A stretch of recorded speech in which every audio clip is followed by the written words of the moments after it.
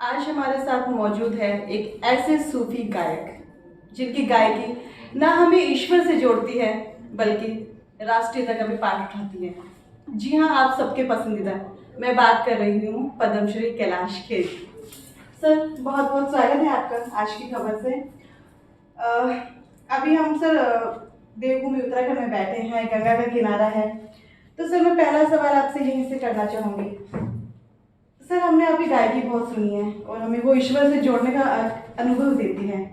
लेकिन सर, मुझे इतना गायकी का ज्ञान नहीं है, लेकिन सर मैंने जो नोटिस किया, आपकी गायकी में ईश्वर के अलावा राष्ट्रीयता भी है और संस्कृति की झलक भी आती है। कितना सही हूँ सर मैं? देखिए, क्या होता है, सामान्यतः संगीत को लोग मनोरंजन का साधन मानते हैं, तब जबकि जो देवताओं के यहाँ भी है संगीत का स्थान प्रोटोकॉल में, देवताओं के प्रोटोकॉल में, देवताओं की मर्यादाओं में। जो गंधर्वों का स्थान है वो देवताओं के पैरेलल है। तो इसलिए ये कभी भी सिर्फ मनोरंजन तक सीमित तो हो नहीं सकती ये विधा, ये साधना। तो संगीत साधना जो है वो बहुत ही हमारे समाज को, संसार को, दुनिया को नरिश करने के लिए, थोड़ा चेरिश करने के लिए, थोड़ा एनलाइटन करने के लिए, अवलोकित करने के लिए, उनको थोड़ा प्रकाशमय करने के लिए भी आवश्यक है। और संगीत वही होता है जो अनहत भी और आहत भी दोनों रूप में बहुत प्रभाव छोड़े दिलों पर। तो बाल्यावस्था से ही हमारा हृदय में ये था कि हम ऐसा फूहड़ जैसा संगीत ना गाएं, सिर्फ ऐसा कोई अर्थहीन निरर्थक संगीत न बने। तो इसलिए ईश्वर की हम पर अनुकंपा है कि शब्द भी और शब्द के साथ साथ धुन भी और गायकी का जो ढंग है हमारा वो भी हृदयों को छूता है। जब आप हृदयों को छूते हैं तो परमात्मा को छूते हैं, और परमात्मा को छूने का मतलब होता है आप उनके निकट हैं।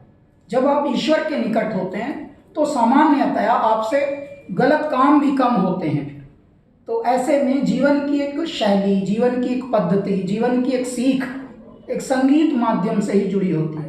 यानी एक तरह का ये अनुष्ठान भी होता है। अच्छा गाना तो एक बात होती ही है, अच्छा सुनना भी एक बहुत बड़ा भगवान की कृपा होती है और एक अच्छे व्यक्तित्व की पहचान। सर, कहते हैं कि कुछ चीज़ ईश्वर की देन होती है। सर, जो आपकी आवाज़ है उसमें ऐसा लगता है कि वो सीधे हमें ईश्वर के घर से आ रही है। सर, इसमें अभ्यास का कितना रोल है? नहीं, देखिए, जीवन ही एक अभ्यास का दूसरा प्रतिरूप है। आप जो भी हैं वो आप अपने अभ्यास का ही पर्याय हैं। आप यदि ये जो अखबार का काम कर रही हैं, पत्रकारिता का कार्य कर रही हैं किसी चैनल के लिए, यदि आपका अभ्यास जितना अच्छा होगा आप उतनी प्रखर दिखेंगी।